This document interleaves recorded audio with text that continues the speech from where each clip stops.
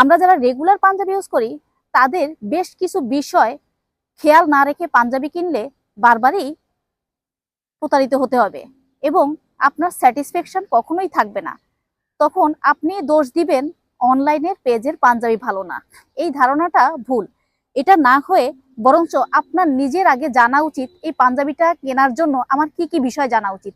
First আপনাকে জানতে হবে পাঞ্জাবির ম্যাটেরিয়ালস, এটা পিওর সুতি কাপড় কিনা এবং এই প্রিন্টটা কি, এটা কি স্কিন প্রিন্ট নাকি 3D print. 3D print always exclusive হয়, একটু খাপি কাপড়ে হয়। বাটনগুলা চাইনিজ স্ন্যাপ বাটন কিনা। স্ন্যাপ বাটনের কারণে পাঞ্জাবির লুকিংসটা, পাঞ্জাবির স্ট্যান্ডার্ডিটি, পাঞ্জাবির স্মার্টনেস অনেক বেশি বেড়ে যায়। পাঞ্জাবির কলারটা দেখবেন পরার পরে আপনার নেকের সাথে গলার সাথে এই জিনিসটার শেপটা খুব সুন্দরভাবে এইভাবে করে একদম মিশে থাকে কিনা। জাস্ট পরার পরে একটা সাদা আঙ্গুল দিয়ে এইভাবে করে দুই পাশ থেকে আঙ্গুলটা একবার করবেন। আমাদের এই পাঞ্জাবিগুলার পিছনে একটা সুন্দর মুন ইউজ করা হয়েছে।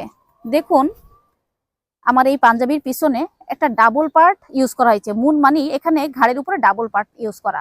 এইটায় ডাবল পার্ট ইউজ করার ফলে এই জায়গার ফেব্রিক্সটা অনেক সময় পাঞ্জাবি নষ্ট হওয়ার আগেই কালারটা ফেড হয়ে যায়, পাঞ্জাবি ছিঁড়ে যায় অতিরিক্ত রোদ আর ঘামের কারণে। কিন্তু যখন মুন ইউজ করা হয় তখন এই প্রবলেমগুলো হয় না, পাঞ্জাবির স্ট্রেংথটা ঠিক থাকে।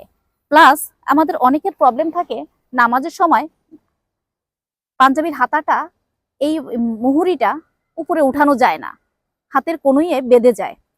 এই মেজারমেন্টটা আপনাকে জানতে হবে কত সাইজের পাঞ্জাবির জন্য কত মুহুরি হলে এটা সহজেই অনায়াসে আপনি অজুর সময় হাতের উপরে উঠাতে পারবেন।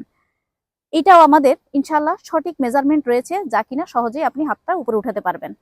এছাড়াও পাঞ্জাবির সেলাইগুলা দেখেন কতটা সুন্দরভাবে, কতটা নিখুঁতভাবে এই সেলাইগুলা করা হয়েছে। পাঞ্জাবির কলারের মধ্যে, এই ব্যান্ডের মধ্যে উন্নত মানের বক্রম ইউজ করা হয়েছে, যার ফলে সহজেই এইটা আপনি ওয়াশ করার পরেও, একাধিকবার ওয়াশ করার পরেও এটা হবে না, আপনার মুছড়ে যাবে না। এটা অনেক স্ট্রং এবং স্ট্রেংথটা অনেক ভালো এই বক্রমের। আমাদের এই পাঞ্জাবিটির 4টি সাইজ পাবেন, 40, 42, 44, 46।